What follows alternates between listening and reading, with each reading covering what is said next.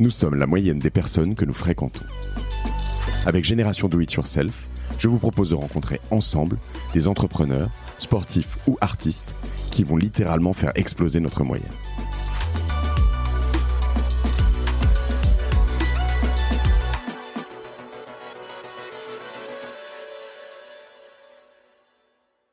C'est ce mouvement de concentration ultime sur quelques plateformes mondiales, chacune dans leur domaine, les apps, les biens de consommation, les machins, qui fait que t'as pas d'échappatoire, quoi. Tu peux plus aller nulle part ailleurs. Si t'as pas envie de participer à ça, ou c'est fini, plus personne va te voir. Donc il pourrait peut-être y avoir de nouvelles plateformes ou plus décentralisées. C'est un peu des utopies pour l'instant, mais...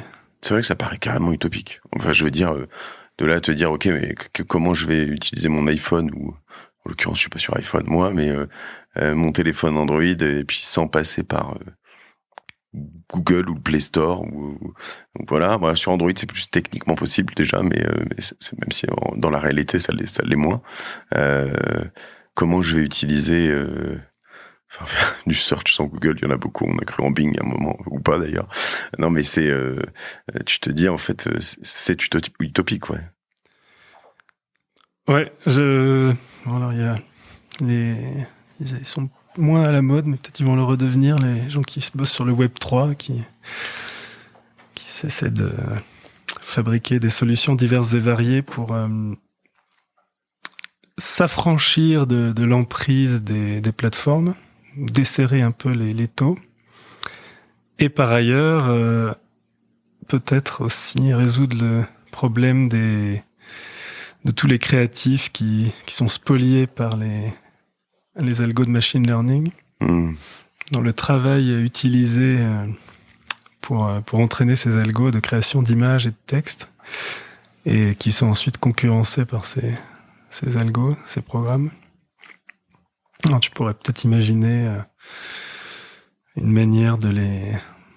je sais pas si ça ferait appel à du truc de Web3 d'ailleurs, mais une manière de les payer de manière très, très, très unitaire, micro-paiement, pour ce qu'ils ont apporté au résultat final. Au résultat final, mais bon, même là, ils deviendraient des espèces de tâcherons esclaves de la machine, donc je sais pas trop si c'est tellement souhaitable, mais moi, j'ai une relation un peu d'amour-haine vis-à-vis des LLM, des ChatGPT, des algos de création d'images, parce que je suis fasciné par la façon dont ils fonctionnent techniquement et les résultats fabuleux dont ils sont capables.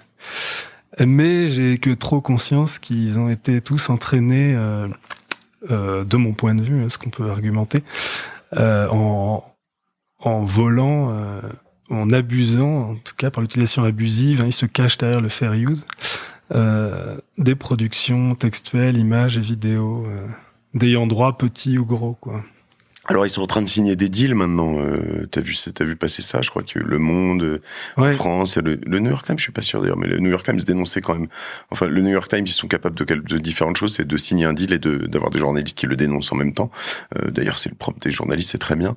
Mais oui, ils sont en train de signer des deals pour réussir. Mais en effet, c'est intéressant ce que tu dis, que tu peux finir aussi tâcheron de tout ça. Et puis, ils signeront pas forcément des deals avec tout le monde. Ah, c'est vrai, c'est ça. Google a signé un deal avec Reddit, là, 60 millions. Et donc, il faut les sortir, les 60 millions. Donc, on peut imaginer qu'il n'y a que les GAFA qui arriveront à acheter les données. Donc, ça va concentrer encore plus.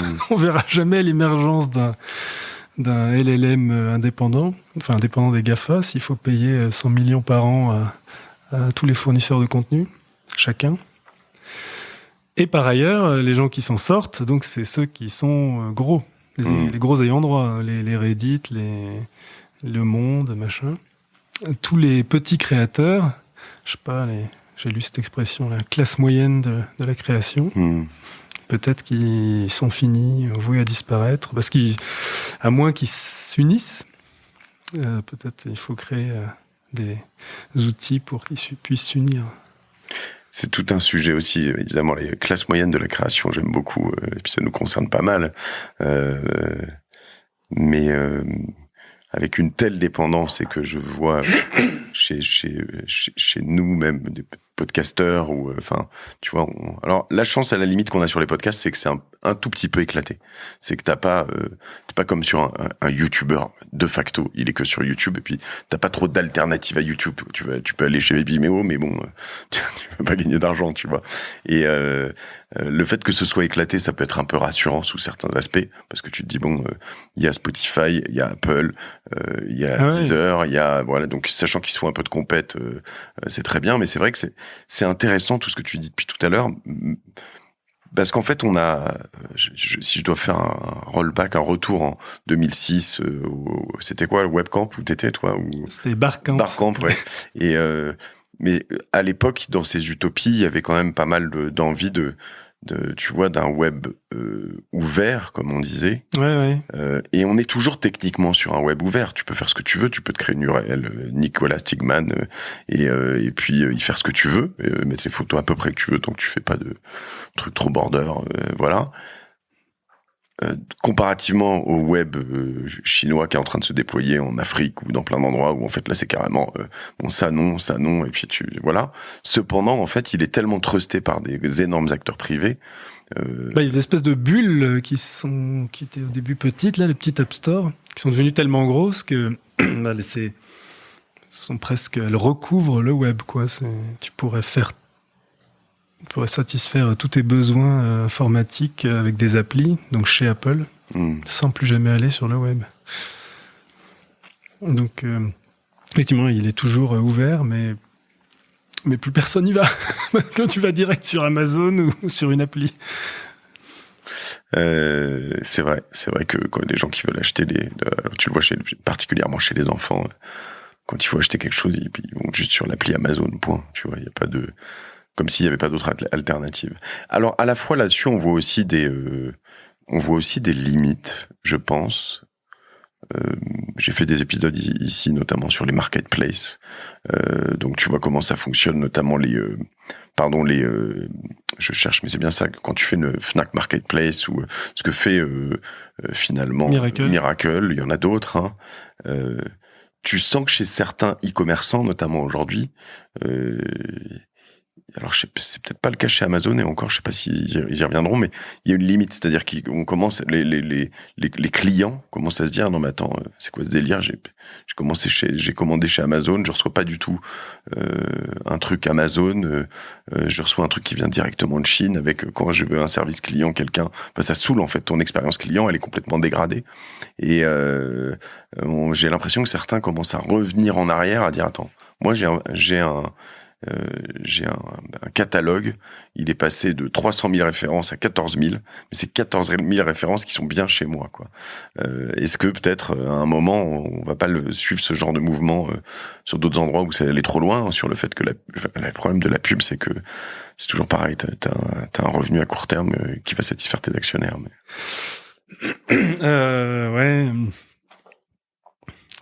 Sur l'e-commerce, je suis pas très connaisseur, mais t'as des outils pour... donc, t'as Shopify ou Miracle, selon l'échelle. Après, tu restes évidemment dépendant de la publicité. Donc, tu as une belle jambe d'avoir ton petit magasin Shopify, personne vient. Et là, t'as à nouveau des monopoles sur les régies publicitaires, quoi. Donc, avec la fameuse disparition des cookies tiers, tu pourrais même imaginer que ça empire, quoi. Google, ils vont proposer là, c'est pas encore public, un paywall de microtransactions qui remplace le cookie tiers. Mais donc c'est Google. Donc si le standard est adopté, donc ce serait tu payerais par Google uniquement. Tu aurais une espèce de login wallet qui permettrait par exemple d'acheter alors ça pourrait être sympa hein, pour l'utilisateur, comme souvent ce que fait Google d'ailleurs, de payer une poignée de centimes instantanément sans avoir créé de compte nulle part pour lire un article d'un journal auquel t'es pas abonné. Et en échange de payer si peu cher ou même de pas payer du tout, tu accepterais que ce login ils récoltent et se souviennent de tes données personnelles, comme le faisait le cookie tiers qui disparaît. Alors c'est un peu ce que font. C'est un opt-in finalement.